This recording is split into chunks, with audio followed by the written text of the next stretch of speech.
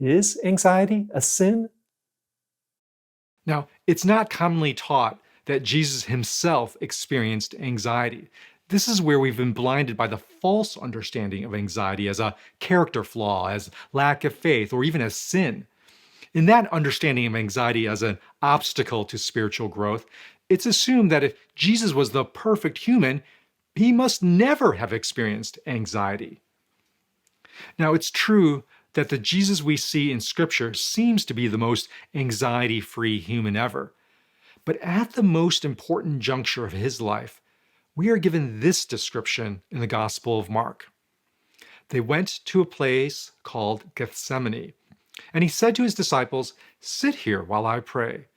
He took with him Peter and James and John and began to be distressed and agitated.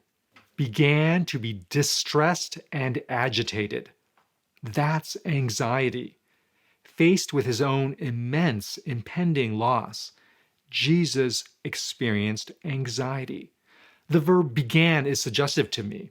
I wonder if there's some sense that it was in Gethsemane where Jesus first experienced the full depths of human anxiety. Certainly, it's the first and only time that any of the Gospels describe Jesus as truly anxious. In any case, the story of Jesus in Gethsemane is, I believe, the most important story in Scripture about human anxiety. It tells us so many things. It tells us conclusively that indeed anxiety is not a character flaw or sin, but rather an unavoidable part of human existence. So much so that Jesus, as God made fully human, experienced anxiety himself. The story also tells us how fully Jesus accepts our anxious selves. The embrace is total.